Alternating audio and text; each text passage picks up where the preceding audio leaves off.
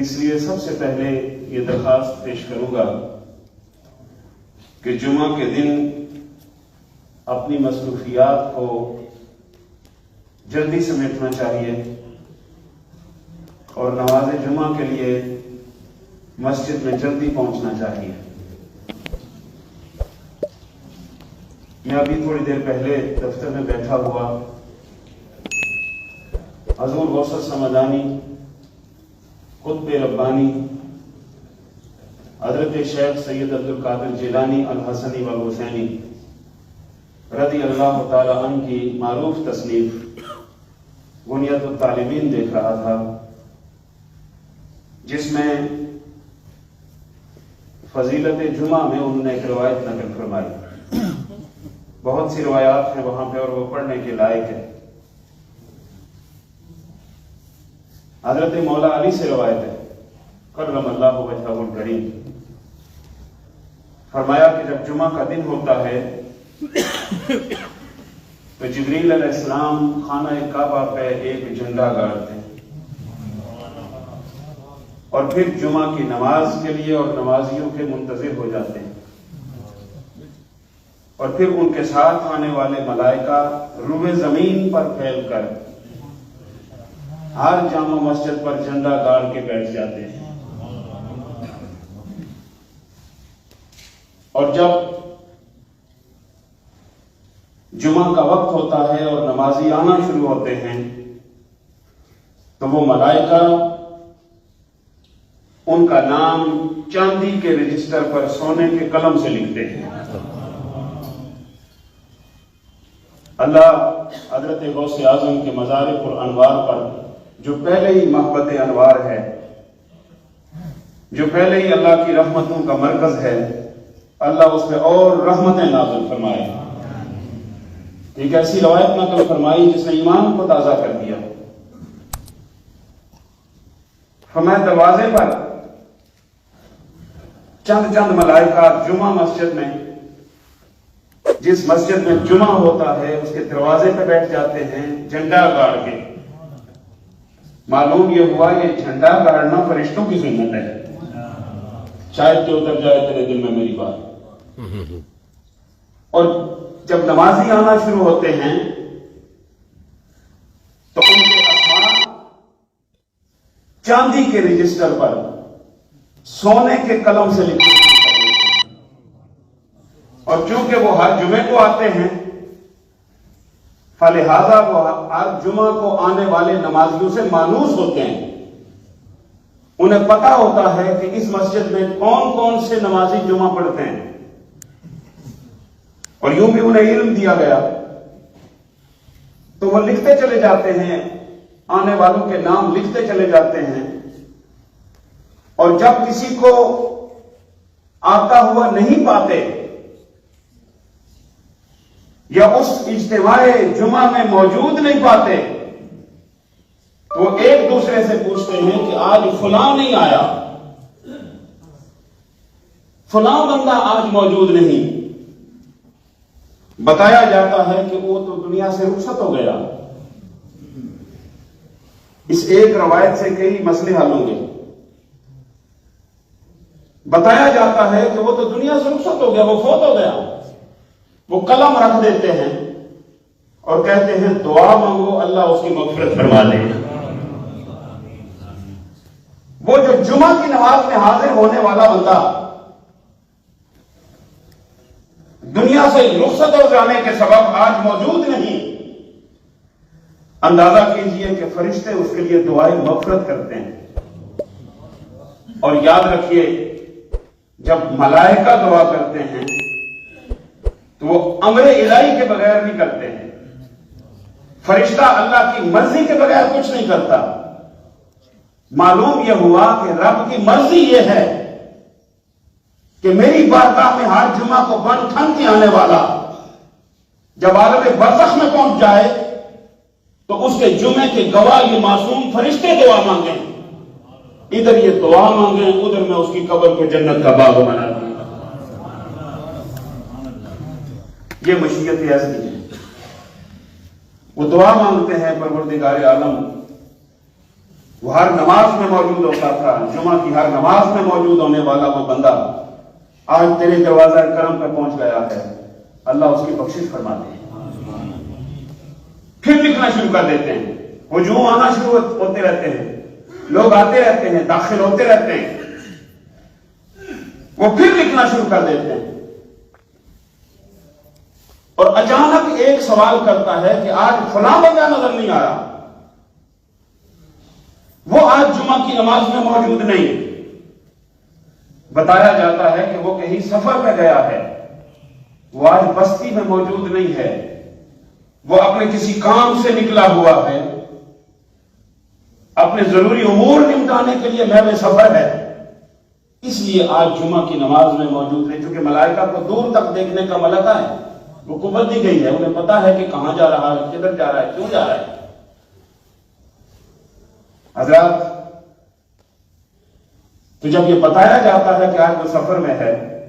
تو پھر وہ قلم رکھ دیتے ہیں، کہتے ہیں دعا مانگو، اللہ اسے جلدی اپنی منزل پر پہنچا دیں۔ جمعہ کا پابند، جمعے کی نماز میں پورے اہتمام کے ساتھ حاضر ہونے والا مر جائے تو فرشتے اس کے لیے دعا کرتے ہیں، سفر میں ہو تو فرشتے منزل مقصود تک پہنچنے کے لیے اللہ کی بارگاہ میں اس کے لیے درخواست کرتے ہیں، اور پھر لوگ آنا شروع ہو جاتے ہیں، اور پھر وہ لکھنا شروع ہو جاتے ہیں۔ کچھ وقت کے بعد ان میں سے ایک گروہ دوسرے سے پوچھتا ہے کہ فلاں بندہ نظر نہیں آ رہا، وہ نظر نہیں آ رہا۔ دوسرے بتاتے ہیں جن کی ڈیوٹی ہے چیک کرنا کہ کون کہاں ہے،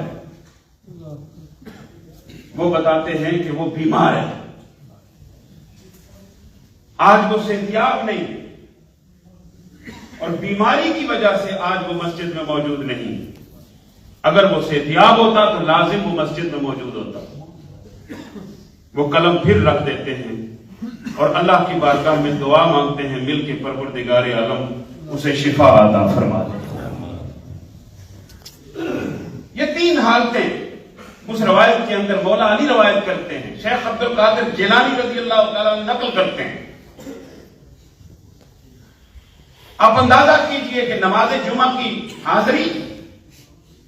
نماز جمعہ کے لیے آنا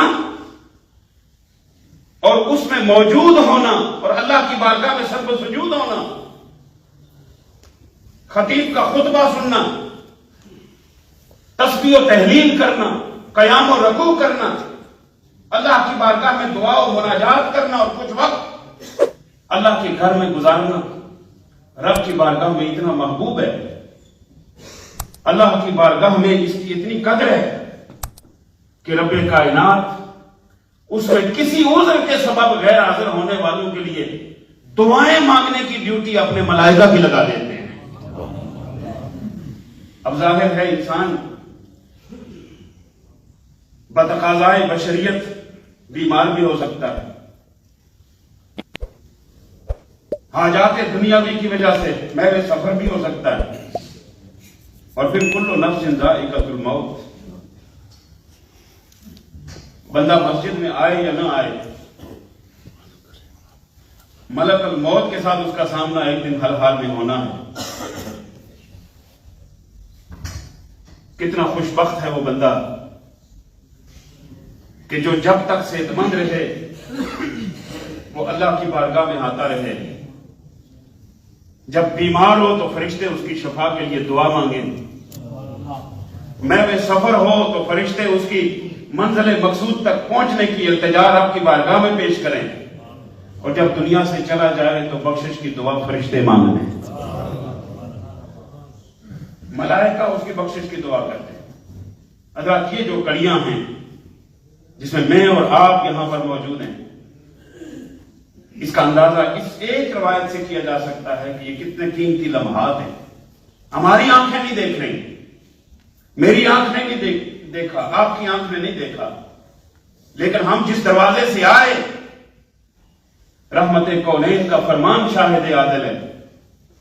مولا علی کی بیان کردہ روایت موجود ہے، غوث اعظم کی تحریر اس پر گواہ ہے کہ فرشتے کھڑے ہو کے آنے والوں کو بھی دیکھتے ہیں، جانے والوں کو بھی دیکھتے ہیں، اور حاضر ہونے والوں کے لیے اور کسی عذر کے سبب نہ آنے والوں کے لیے دعائیں کرتے رہتے ہیں۔ اور اگر اس سے ایک بات اور علماء توجہ دیں گے اور یقیناً اتفاق کریں گے کہ اس سے ایک بات اور نکلتی ہے کہ اگر وہ غیر حاضر کے لیے دعا کرتے ہیں تو حاضر ہونے والوں کے لیے کتنی کرتے ہوں گے۔ کسی وجہ سے جو جمعہ کی نماز میں آ نہ سکا اس کے لیے تو وہ دعا کر رہے ہیں، تو یہ کیسے ہو سکتا ہے جو اگلی صف میں بیٹھا ہو دعا سے محروم رہے، جو درمیان میں بیٹھا ہے وہ دعا سے محروم رہے، جو مسجد کے اندر بیٹھا ہے دعا سے محروم رہے، جو لوگوں کے سہولت کے لیے کبھی کرسی ادھر کرتا ہے کبھی ادھر کسی کو بٹھاتا ہے وہ دعا سے محروم رہے، جو مسجد میں ڈیوٹی سر انجام دے رہا ہے وہ دعا سے محروم رہے۔ معلوم یہ ہوا اگر وہ عالم برزخ میں پہنچنے والے کو نہیں بھولتے تو مسجد میں آنے والے کی بخشش کی بھی دعا کرتے ہوں گے۔ اور جب ملائکہ رب کی بارگاہ میں دعا کرتے ہیں تو میں نے عرض کیا کہ وہ اپنی مرضی سے نہیں کرتے، وہ رب کی مرضی سے کرتے ہیں۔ فرشتے کا کوئی عمل اپنی مرضی سے نہیں ہوتا، اور فرشتہ جب رب کی بارگاہ میں دعا کرتا ہے تو یہ مشیت ایسی ہوتی ہے کہ میرے معصوم ملائکہ، وہ ملائکہ جن کی تخلیق نور سے ہے، جن کے ذمہ کوئی خطا نہیں، بھولنا جن کی صفات میں صحیح نہیں، لفظ جن کی عادات میں صحیح نہیں، سوائے اللہ کی فرما برداری کے، سوائے قیام کے،